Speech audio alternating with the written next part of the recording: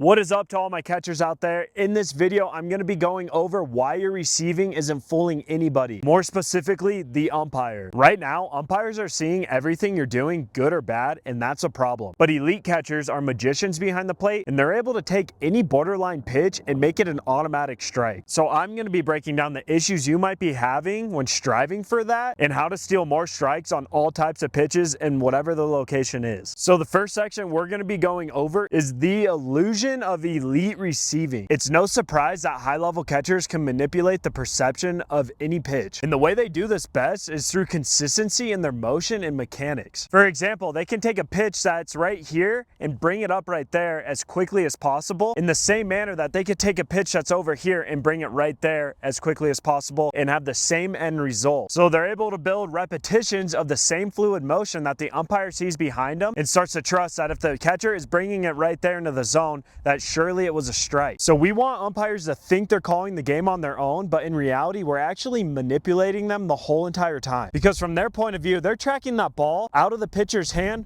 all the way to where they see it at a focal point until they can't see anything more because our body's in the way. So when we are able to, in a millisecond, present that right there, they really have no clue how high or low it truly was. And it even works on outside or inside pitches where they have a more clear view, but when you're quick enough and can bring it back into the zone just enough, they are trusting us in what we did. Because if we put in the effort to present that pitch to them and stick it for a second, they are thinking that we think it's a strike, and they are going to go off of our judgment over time more than their own. Now that you understand the illusion, we're going to go into the mistakes that ruin the illusion and what's preventing you from stealing more strikes. These are three mechanical flaws that I see the most that are actually harming this concept that I'm going to be going over. The first one is a locked out arm when ascending to the ball and actually catching it. The reason for this is because we have less stability when our arm's locked out and not as much strength. So the umpire can see if we bobble or jerk it at all. And yes, we want to push towards the ball, but we don't want to fully lock out, because that also gives the umpire of a perfect zone of our mitt and he can see everything we're doing. When we keep a bent angle in our arm, we have more strength, and also we're able to bring the mitt just in front of us where it's still not the clearest vision for him going up, but he can see our presentation just fine. Versus the locked out arm, he can see everything from where the mitt started just below the zone until above, and it makes it easier for his decision. Overall, it just looks super choppy and it affects your stability. Now, disclaimer, I don't want you catching the ball right at your chest or getting surprised. We just want to wait as long as possible and have as much strength and stability as possible. The second one is reacting too early. Moving before the ball arrives makes your adjustments look so obvious. Just know this, reaction and recognition are two separate things. We want to recognize early always, but our reaction needs to be as late as possible and not surprised. A good example of this is if the pitch is going to end up right here, we want to recognize that right away, but we want to be as patient as possible since it's low, just to grab it and go up all in one motion. The biggest mistakes I've seen with so many catchers is they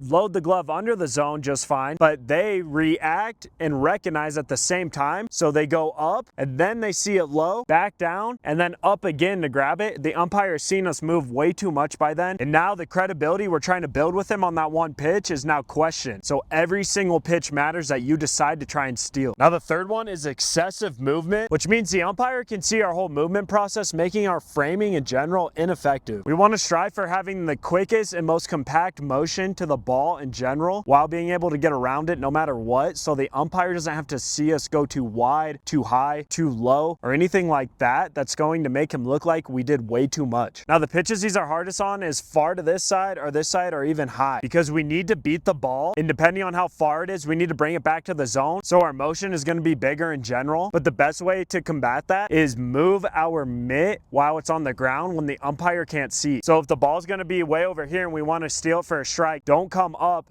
out, then back in. He can't see us moving on the ground, so just go here and then bring it in. That cuts down almost half the whole motion. And keep that in mind for high pitches. He can't really see our mitt moving up here in front of our chest, so keep it close to our chest and then grab it and beat it and bring it down. Always remember this, we don't want the umpire to see our motion, we want him to see our presentation. So now let me go over the three keys to fooling umpires and stealing way more strikes. The first one starts with controlling your load. You want to be under the zone with a relaxed but strong forearm. So many players just drop their mitt too quick and then they want to come up quick. When we control our load, it keeps our internal clock calm so we can stay patient and wait as long as possible until we need to absolutely fire. Also, in order to have more strength in our receiving arm, I like to think of if you row with your back and keep it pinched just a little bit when dropping. So many players want to just use a shoulder to come up for their strength, and that's where the instability comes from. Unless you have extremely strong shoulders, what we want to use is half of our whole back over here,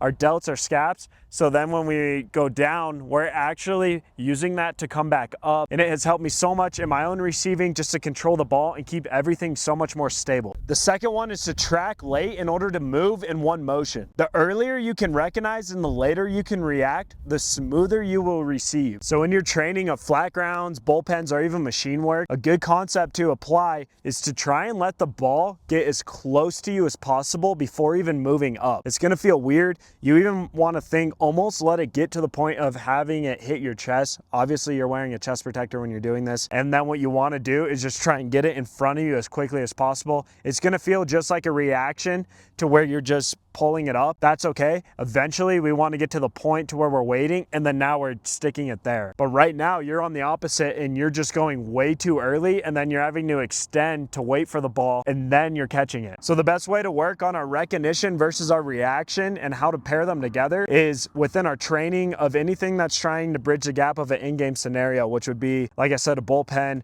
maybe live at bats. And what we want to do is be very, very focused on the focal point of where the ball is coming out of our pitcher, and then seeing that plane down of where that ball is going to end up. Because again, we don't know where that ball is going to go directly. We call the pitches. So if I called a fastball right now and I want it here, it may end up right here. So I have to use my recognition and see that early and know what my plan of attack of my motion is going to be. Slide over, boom, grab it. Right now, you're probably just trying to react while you're recognizing, and then that is just what your body is doing and just going boom over. That is not at all how we receive at a high level. The third key is going to be quiet finish and strong breaks. This is why we want to keep the movement minimal in general, because all we want the umpire to see is the mitt in front of him inside the zone. Because from his point of view, he has a split second to make that decision, and it makes it super easy if he truly doesn't know where that ball went, but he just sees that we wanted to frame it, and we also have a relationship with him. So if we're trying to frame it and put it in the zone and hold it, we're telling him again, I think that is a strike, and I took the time to present it for you, Mr. Umpire. So now he is going to use our relationship, and surely he's not going to think, oh, this catcher's trying to fool me or show me up, which we're not at all. We're just trying to expand the zone and see what we can get away with so we can get more strikes, which leads to more outs, which leads to more wins. So overall, the point I'm trying to drive home is how important it is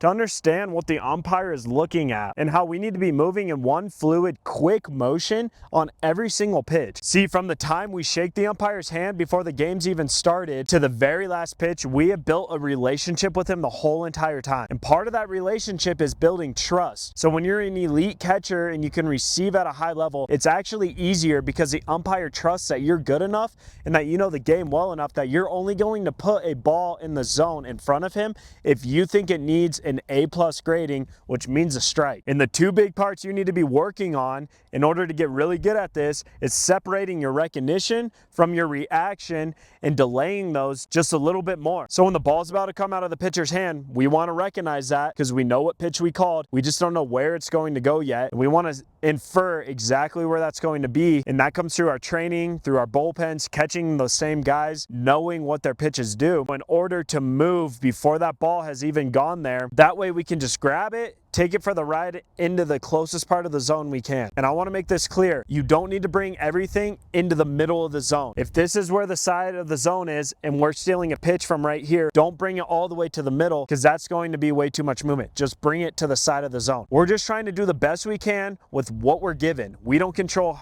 where the ball goes. We just control where we call it and what pitch we call.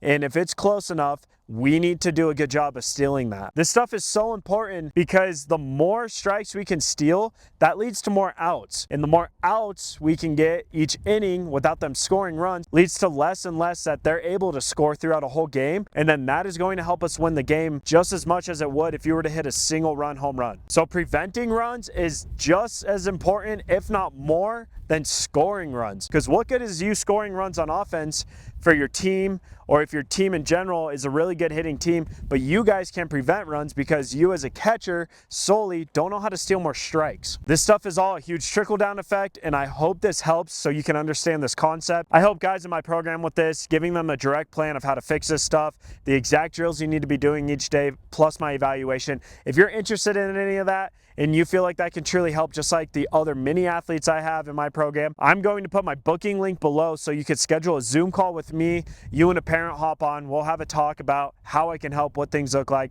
But guys, this stuff is real. I'm helping multiple catchers every single day within my program in order to get them elite, you know, to the best level that they could be, just high level catcher. And not only that, so their skills are good, but so they can finally start getting that college offer that they want. Or if you're in college, this is so you could try and make a push towards an actual pro career. But if you're not able to do this, none of your managers or coaches are going to take you serious at all. Because I'm telling you, there's really good catchers out there who can do this right now. So if you're not catching up to them and even striving to be better than them with these concepts, it's going to be a long road. I hope this video helps you understand what you need to do. Let's have a talk about where you are and where you want to go and see how I can help you do that. Again, I'm Brock Johnson, striving to be the coach that I wish I had. God bless and stay the course. Thank you for tuning in today. Don't forget to like and subscribe.